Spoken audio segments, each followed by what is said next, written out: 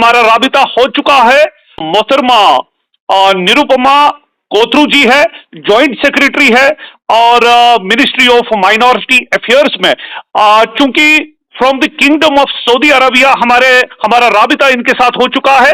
Ma'am, इस हज agreement के बारे में डिटेल बताइए, क्योंकि जबरदस्त एक इम्पैक्टफुल न्यूज है।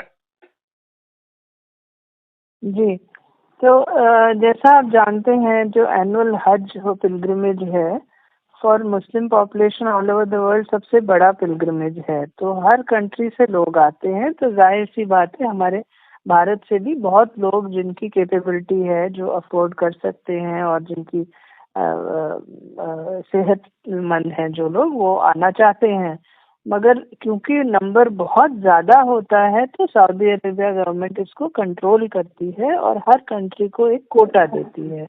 तो हम हर साल उनको रिक्वेस्ट करते हैं कि हमें कोटा बढ़ाइए, लेकिन उनका एक लिमिटेशन होता है, इस वजह से वो ऐसा करते हैं। उन्होंने एक फॉर्मूला बनाया हुआ है कि हर 1000 मुस्लिम्स के लिए एक सीट वो देते हैं।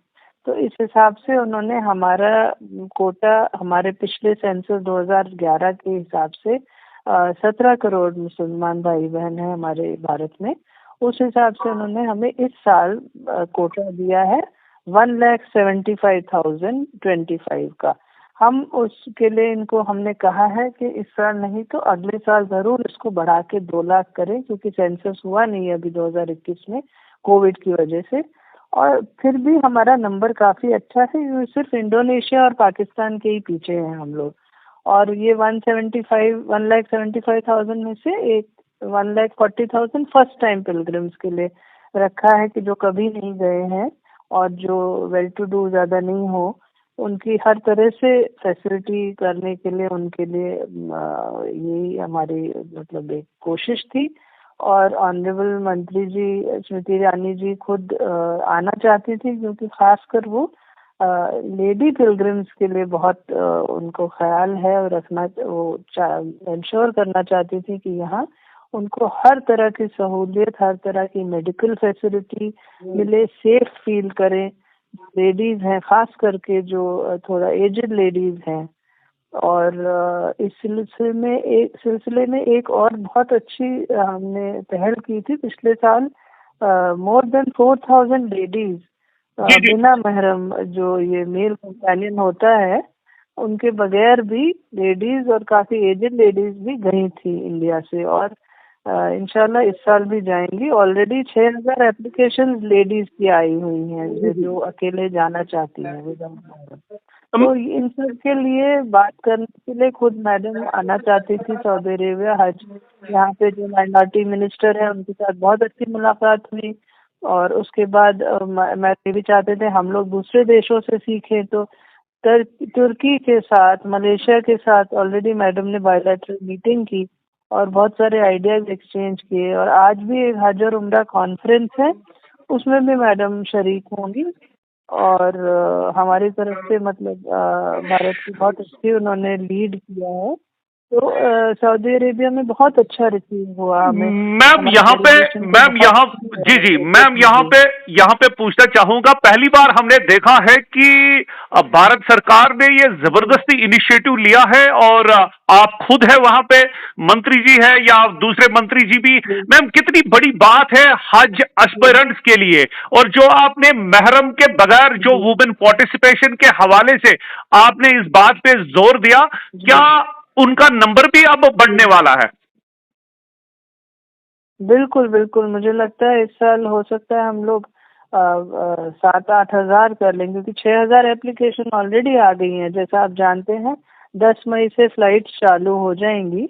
10 मई से लगभग हमारे लोग जो आते हैं यहाँ 30-40 दिन का इनका प्रोग्राम रहता है। वो इस वजह से क्योंकि लॉजिस्टिक्स सऊदी अरेबिया गवर्नमेंट जैसे हमें देता है उसी तरह से हमारे लोग बढ़ सकते हैं आगे। पहले वो मेरे ख्याल से मक्का जाते हैं ज्यादा लोग, और फिर मीना, और फिर आगे मदीना का भी मतलब वहाँ पे भी 8 दिन का स्टे होता है।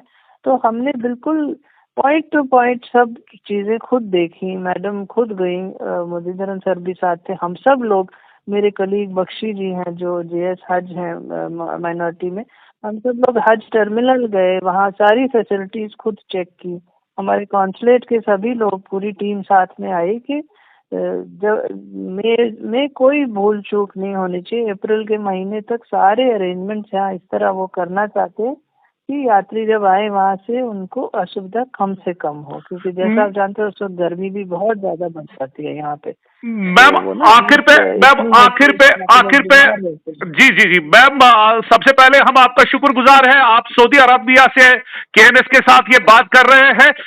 आखिर पे मैम कोई खास जी मैसेज जो आप हज एस्पिरेंट्स को देना चाहेंगे, जिनका इस बार जो हज पे जाना चाहते हैं, इतने बड़ा फरीजा है ये, जो देश में तकरीबन जितने भी लोग हैं, तकरीबन जो आपने नंबर बताया, कि क्या इसमें भी इस बार यानी 2024 से इजाफा होगा, क्या हमें और इंतजार करना पड़ेगा? जैसा मैंने बताया, जी जी 1000 मुस्लिम के लिए एक सीट होते, तो इस साल कोटा 1,75,000 है। जी जी अगले साल हम उम्मीद करते हैं कि हमें बढ़ा के 2 लाख कोटा कर देंगे।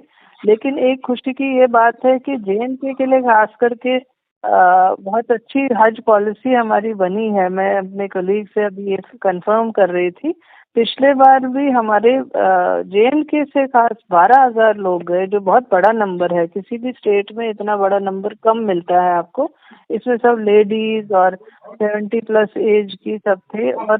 और एक और अच्छी बात यह है कि एक कोटा जो वेट लिस्ट होते हैं बाकी स्टेट्स के, अगर कोई कैंसिलेशन होती है तो प्रेफरेंस जेएनके को मिलती है। ये जी बहुत जी जी बड़ी बात है जी जी और जी जी खुशी की बात है कि जेएनके से बहुत लोग जाना चाहते हैं। तो ये फैसिलिटी भारत सरकार ने भी दी है कि वेट लिस्ट से जैसे ही कैंसिल हो तो पहले जेएनके का नंबर आएगा। मैम, क्या तो इस बार ये सब जगह अच्छी बात है। जेएनके का जो कोटा है उसमें इजाफा होगा? जेएनके का ऑलरेडी कोटा तो पॉपुलेशन के हिसाब से ही है, जी जी लेकिन जी अगर जैसे ही कोई और वेट लिस्ट अगर कैंसिल होता है ना, तो प्रेफरेंस जेएनके को मिलेगी, पहला नंबर पे जेएनके वाला आ जाएगा। तो पिछले साल देखिए आप 12,000 लोग गए हैं, तो इस साल भी मैं उम्मीद करती हूँ 10 से 12,000 तो कम से कम जाएंगे। जो बहुत अच्छा नंबर है। आप किसी भी देश से एक यहाँ से और देखिए फैसिलिटी श्रीनगर में एम्बार्केशन पॉइंट भी है हमारा, हर स्टेट में नहीं है इंडिया के। तो ये भी अच्छी ऑलरेडी फैसिलिटी दी हुई है। और इसके अलावा मेरे लिए खुद एक बड़ा अच्छा एक्सपीरियंस था, ये बड़ा स्पिरिचुअल एक्सपीरियंस था। आज मैं मदीना होके आई हूँ मैडम के साथ, तो हम जी लोग जी बहुत खुश हुए। सऊदी अरेबिया गवर्नमेंट ने बड़ा हमें ये अच्छा मौका दिया। और फर्स्ट हम दोनों लेडीज और मुरलीधरन जी, हमारी डेलीगेशन मदीना, दोनों बहुत ही पाक जगह है जैसा आप जानते हैं। मस्जिद नबी जो है जहाँ प्रॉफेट जी मोहम्मद जी की जी जी जी जी जी और सल्लल्लाहु अलैहि वसल्लम जी मस्जिद कूबा भी हम लोग, जी जी जी मस्जिद कूबा भी हम लोग गए। तो बहुत बड़ी बात है, हमें बहुत अच्छा लगा। ये हमारी खुशकिस्मती थी कि हम यहाँ आ सके। मैम मैम उम्मीद करते हैं कि आपने हम सब के लिए, भारतवासियों के लिए दुआ भी की होगी, कश्मीर के लिए, जम्मू के लिए, लद्दाख के लिए, हर एक देशवासी के लिए दुआ भी की होगी।